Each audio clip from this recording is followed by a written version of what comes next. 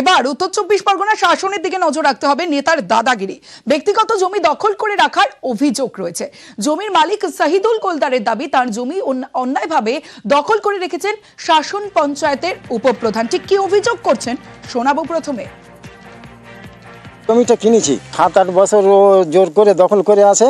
এমনই সময় আমি দুটো বাড়ি ইট ছিল, ইটগুলো জড়ো করছি, ও এসে বলে আমার ঠ্যাং ভেঙে দেবে এবং একবার 52,000 টাকা নিয়েছে।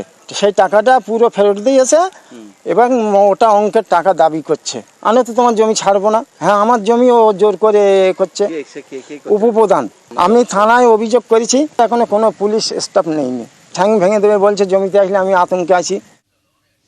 সরাসরি চলে যাব, জিয়াউল আলম রয়েছে আমার সঙ্গে। জিয়াউল, একটা বিষয় জানতে চাইবো, আমরা অভিযোগ শুনলাম কিন্তু উপপ্রধানের বিরুদ্ধে অভিযোগ রয়েছে। উপপ্রধান এই বিষয়ে কি বলছেন, তার কি প্রতিক্রিয়া, আর জমির যে কাগজপত্র অর্থাৎ সেই নথি কার নামে রয়েছে?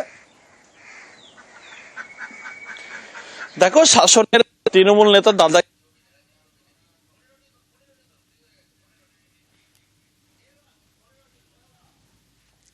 কিন্তু তার নামই রয়েছে। কিন্তু আবার শুরু থেকে বলার জন্য বলবো জিয়াউল।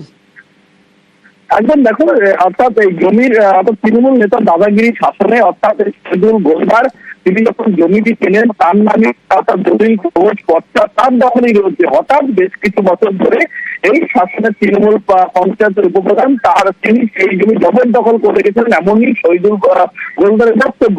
এবং তিনি যখন সেই ঘরে আবাসের তার ঘরে সেই ঘর তিনি করতে যাবেন সেখানে, কিন্তু সেই ঘর অর্থাৎ সেই ইমারতি জায়গায় জমিতে করবেন, তখন আর বেঁচে মাসে এই পঞ্চায়েতের উপপ্রধান যে তার কোনোরকম ভাবে চাষবাস করতে হলে পঞ্চায়েতের নির্দেশ যে কোন রকম ভাবে ঘর করতে পারবেন না সেই জমিতে।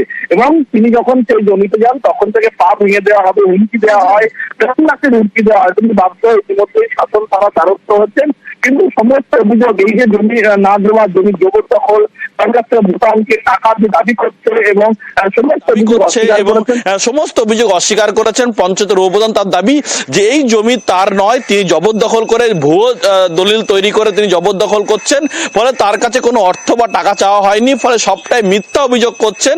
কিন্তু এই শহীদুল গোলদারের স্পষ্ট দাবি, এক সময় বাম আমলে অর্থাৎ সিপিএম এর আমলে মুজিদ মাস্টার এখানে সাম্রাজ্য রাজত্ব করত, ফলে তার ইচ্ছা মতো এখানে বাঘে গরুতে জল খেতে এক ঘাটে। ফলে এখন তৃণমূল নেতারা বা এই জিয়াউলের মতন নেতারা তারা কিন্তু একই অবস্থায় করে রেখেছে সাধারণ মানুষের। ফলে জমি বিক্রি করতে, জমি ঘর করতে গেলেও তাদেরকে কাটপা নিতে হবে, মোটা অঙ্কের টাকা দিতে হবে।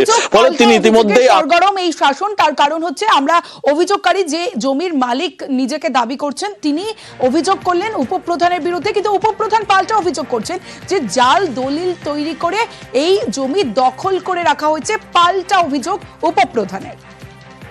ও ভদ্রলোক এখন জাল দলিল করে সেই জমিটা নিজের নামে আত্মসাৎ করছে। ভিত্তিহীন কথাবার্তা, হুমকি দেওয়ার কোনো গল্প নেই। কারণ এখানে গ্রামের মানুষের অধিকার, সেই গ্রামের মানুষের অধিকার রক্ষা করতে গেলে সেখানে আমাদের এগিয়ে আসতে হবে। আমি একা লোকের পাশে দাঁড়াবো না, 100 লোকের পাশে দাঁড়াবো। তার কাছে মোটা অঙ্কের টাকা দাবি করেছে বলে একটা অভিযোগ। না, ভিত্তিহীন অভিযোগ, এই ধরনের কোনো অভিযোগের কোনো প্রমাণ নেই। যদি কেউ এরকম ধরনের অভিযোগ করে থাকে, নিশ্চয়ই প্রমাণ হলে তার বিরুদ্ধে অ্যাকশন নেওয়া হবে।